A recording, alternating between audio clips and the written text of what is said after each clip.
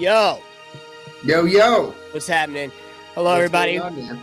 Welcome to your Boy Jello podcast. We got my boy Doc Casey in the house today. So we are going to jump right into some conversation. And we do really appreciate all the folks that have been downloading and reaching out and all that stuff. It's kind of cool. I dig it. So today we've got a couple of different things that we want to discuss. Primarily, I believe last time. So there's going to be a little delay. So as you guys are jumping in on here and trying to communicate, you just let us know where you're at, and we'll take it from there. So first and foremost, what we're looking to discuss is, I wanted to discuss why taking a break is super important and what that can do for you going forward as far as obtaining your, what did we talk about the other day? Leveling up yourself. Leveling up, right. And, talking about taking a break. I mean, man, you can't, whatever, everybody's striving for something, whether it's self-imposed or out of necessity, whether whether somebody wants to get their finances under control or because they have to, or because they really want to, just because it's that time in their life. It's time to kick everything. It's time to kick everything up a notch. And right. I think there's a certain level of intensity that's required to get results that you're not used to. Right. So if you have to, if you're in an extreme example, if you're, like this guy, have you seen him? He's all over Facebook. Like Tony Robbins took notice of him. He was bedbound for a few years. Have you seen this guy? He was like 900 pounds. Yeah, that's just nuts. Yep. Yeah, and his, I think his girlfriend's son is a personal trainer and started having him do workouts from his bed. And now, and eventually he's been like, he drove. He went and got his driver's license the other day. He hasn't driven a car in like 8 years or something like that. And yeah, it's incredible. The guy's going to family reunions. He's not bedbound anymore. So to even start doing those workouts for that guy while he was still bedbound, that requires a certain level of intensity, right? Right. Compared to what he's used to. Well, that's the thing about when you are trying to find some kind of way to get back into fitness. You are too far gone, but the immediate thing that happens to most people is that they forget how long it took them to get that way. Yeah. So when they try to change their performance, change their life, change how they're going about things, it's almost more stressful to them to even. And we talked about, quitting just before you get to your breakthrough. Right. Yeah. Yeah. We were talking about that the other day. That happens more frequently than not. Let me just put back myself in this chaise lounge here. That's one of the points about taking a break, right? Sometimes you need to take the break to reset everything so that you are able to do these things. You're going to burn out. You're going to burn out. It always happens. Whenever somebody sets a goal, they're going to get in shape. They're going to try and change their emotional state on a day-to-day basis. No doubt. That takes focus. That takes energy. It takes a certain level of intensity that you can't, depending on how dedicated you are to that goal, you're going to try and sustain that level of enthusiasm and intensity. But it's not realistic to sleep at a 9 and in that level of intensity. So I think it's okay to kind of not sit on your laurels, sit back on your haunches a little bit, but, kind of take the pressure off of yourself. Yes. It's going to create, it's like the concept behind like a cheat meal. When you're trying to change your nutrition or lose weight or get fit or whatever, and you can only eat so much chicken and broccoli, And, besides being like, why am I doing this? Like, this is just totally burning Yeah. myself out. So, you know what, man? If you got to go out and you got to smash some onion rings and a burger once a week, once every other week to keep your sanity, do it. Well, that's what it's about, right? It's about getting to a point where you're comfortable with what you're doing, but also getting to a point where you can feel like, hey, I'm not beating myself up because I had, you know, uh, 7 ounces of chicken as opposed to the 4 or 8 I was supposed to have, or whatever it is. Yeah. Um, and the Relax, whole man. well, that's the whole thing. If you can't enjoy, and this is the other part of it, right? You take a break, you get yourself realigned with what you want to accomplish, and you come back with a fury, basically. Like you want it so bad that you know that old saying, you want it so bad you can taste it kind of thing. And that's Yeah. the whole thing, right? You need to really sit down and one, how am I how for some people, how am I gonna look? Think about the end result, right? How am I gonna look? How am I gonna feel? Hmm. What do I want my loved ones to say? And more importantly, what you're saying to yourself, which which leads me to the next thing is like when you come back from your break, most folks have one or two things in their head, right? They either have that positive internal dialogue or they have that negative internal dialogue where we just talked about you're constantly beating up yourself because of what you didn't do on X amount of days or day one of the program. The whole idea, I think, for most folks is to understand that when they go and do something and they put everything in, all in, right? You always Hmm. hear about all in. When Hmm. you're all in and you can't lose touch with the fact that you are a human being, right? We're not Hmm. robots.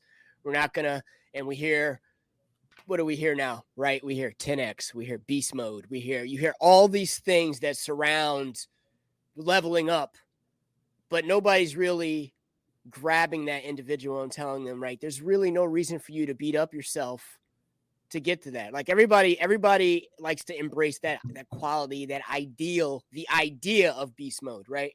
But Hmm. nobody wants to go into it blindly knowing that their internal dialogue is already already telling them that they're not going to complete whatever mission or goal that they have set out. So I think there's that seesaw of positivity where you feel great because you took a break. The goal is to break the habits that were holding you back in the first place. And I think some people, when they go away on vacation, Hmm. it's more of them running away instead of It's running towards.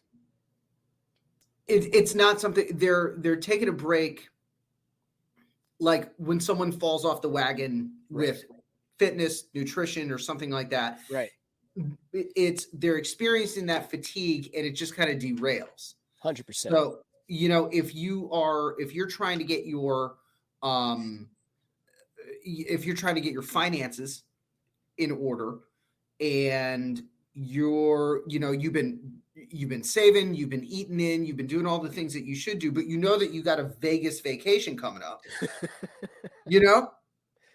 So plan for the breaks. Right, right. Plan for it. Right. This is what we were talking about yesterday.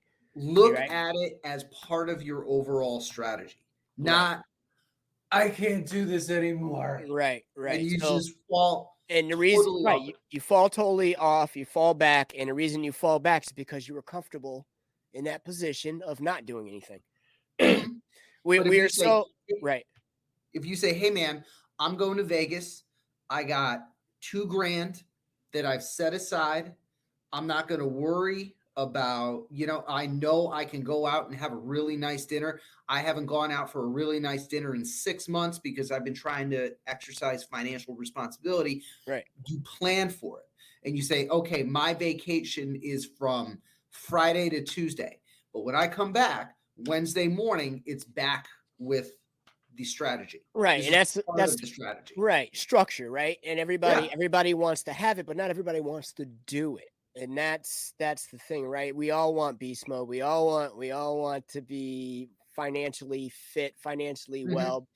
And it all comes down to your desire to, because not everybody desires the same thing, right? And that's where it gets confusing for people, because social media has created this monster of, you know, look at me, look how fit I am, Mhm. follow me and do as I'm doing, instead of getting down, because nobody wants to post anything that's unsexy, right? If Mhm. I sat here and told people that for most folks going out and getting into the fitness realm, fitness world, of which I've been doing for, dare I say, 25 years, which is just freaking nuts. And I'm going to get Mhm. into what I almost did, because I just got sick of the industry, and that's a whole nother Uh-huh. thing. And obviously I've got a couple friends in the industry that know exactly where I'm going with that crap. Sure. More But than a couple. right. So when you change the speech in your head and change the, I think you change your desired outcome by changing your internal dialogue. Until you change Mhm. that, until that changes, it's going to be a cycle of mass confusion for you, right? So, But go ahead. being a personal trainer, what are I'm sure you've seen themes that of negative internal dialogue Oh God. and positive internal dialogue Yeah, because that can hurt with you too. clients. Yes. What are some examples of that, and how have you seen them change? I would say when it comes to, well, I guess we'll use universal weight loss, right? You Mhm. use universal weight loss, you point somebody in the right direction.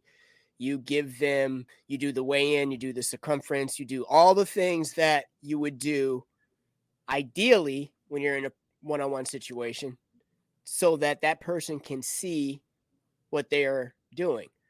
The problem with that is most folks don't realize that there is a there is an imaginary wall at some point. If someone comes in and says, I'm going to lose, my goal is to lose 30 pounds and whatever. We'll say we always want to put a stop line on it, but I always say, if you're gonna pick this up Mhm. and learn the right way to do something, you want to make it a current lifestyle. You want to Mhm. be a lifestyle change, not just I'm gonna work out and lose that weight and Yeah. then It's what? not about a wedding, it's not about a No, vacation. no, and those are the things that would really turn me off as a trainer. And look, I'm always going to go for what that person wants and what they need. The whole thing with losing the weight is that, yes, we can show you how to lose that weight, but until this is cleaned out, we talk about eating clean, cleaning out your cupboards, cleaning, Mhm. replacing foods that are better for you and those kinds of things. But until you replace those negative thoughts with some positive things, like I'm going to Mhm. enjoy the process, I know there's going to be some setbacks and I'm not going to get to where I am, then that's where the true measurement of where your weight loss is going to connect with everything else.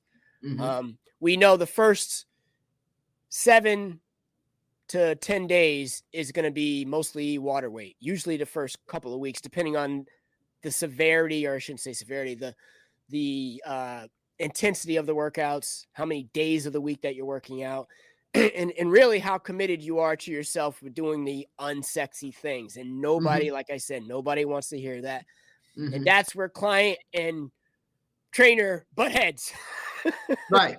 Because it's not Nobody, about no, it's not about looking cute in your workout outfit. It's about making your rice and baking your chicken right, and doing the right, unsexy things. right, and So, and and that kind of closes the gap when you can share those things with them on how to get that switch to turn on, or I should say the one switch to turn on and the other one to turn off. mhm. So that you're subconsciously feeding yourself all these things that are positive. So you're not dreading drinking that water. Look, every time I meet with someone, the first thing I always ask is, how is this? How is your intake? Mhm.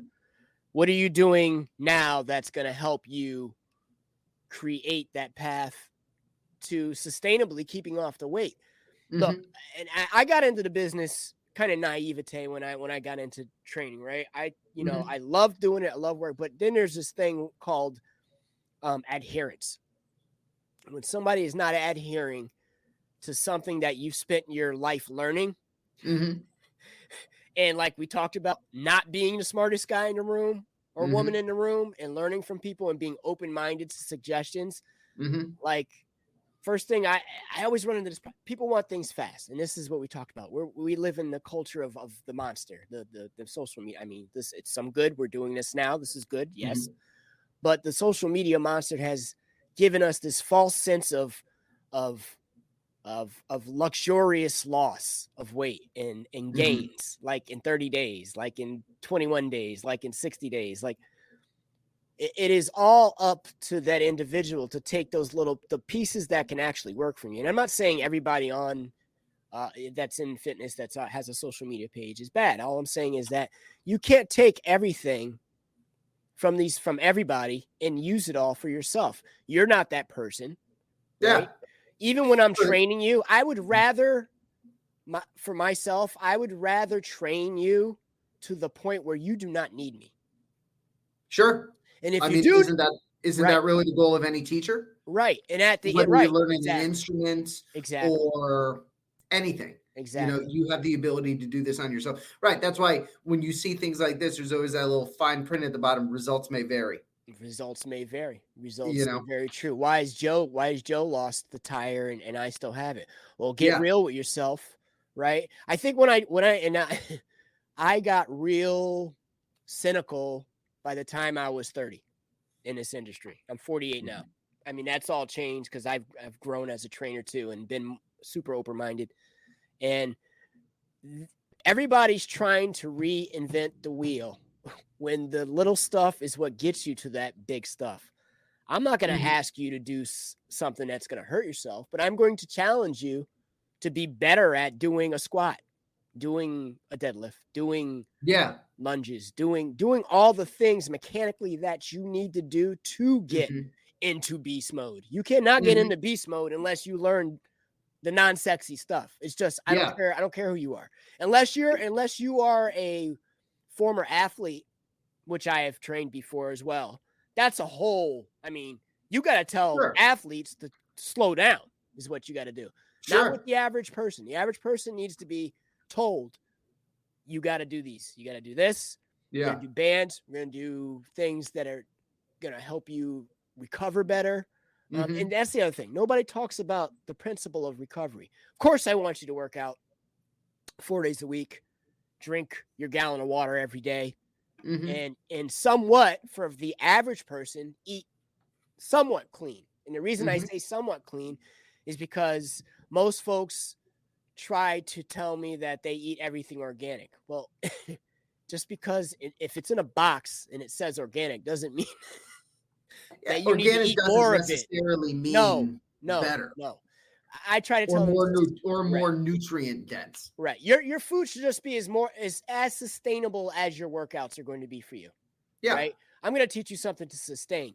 People that do people that do just right. as a side note, organic versus, like I tend to I mean, like I guess I'll buy organic if I have the option between two, if it's not like $7 more expensive. Right. But I think there is a lot to be said, at least for like produce, because like when you go in and buy strawberries and it's the size of a cantaloupe, Yeah, you're hello. like, There's no GMO in there. or like, or the one that always There's blows no my mind. Monsanto. Like I actually said, I was at the grocery store and I actually said there was somebody like stocking, I was buying chicken and there was somebody stocking the meat, and I held up a package of like not just run of the mill mass produced chicken breast, and I was like, have you ever seen a chicken? Yeah, Does a right. chicken breast look like this? I mean, this is as big as a catcher's mitt. So true, man. So Yeah. yeah. I mean, you got to kind of put things. And honestly, right now we're running in like the economy's so screwy right now because the prices of everything is like this is a good time to really look at alternative sources of what you're putting in your body. Mm-hmm. Um, well, I'll get into a little bit of what my daily routine is as far as um what I do for myself every morning that works for me. And that's the other thing too with the social media monster. Not only does it mess up your internal dialogue when you're thinking one way before you even find these people, and it just sets you back because you're trying to do what they're saying to do. Hmm. You gotta get into the things that work for you and only Yeah. for you. I think that's being a trainer. I think that's the hardest thing to convey because they'll be like I usually get comments like, "Oh, I hate guys like you," kind of thing. Like I get fit shamed. We talk about fat shaming and all that But there stuff, is but right, there is there is fit fit shaming shaming. too. Like it's not Yeah. what I do for myself. I get battered and bullied because sometimes because of how I look and because of my age fit wise. I mean, I get it. Not all 48-year-olds can do and want to do what I do on a daily basis. But that's not really the point. The point is I'm trying to be that guy that somebody will say like, "Hey, well, that's pretty dope, man, that you're 48 and you're still doing it." I'm not trying to outdo. I try to outdo. Look, I'm in competition with myself. I try to outdo myself. Right. That's the Um, only person that anybody should be in competition with. right. And that brings me to the what if clause.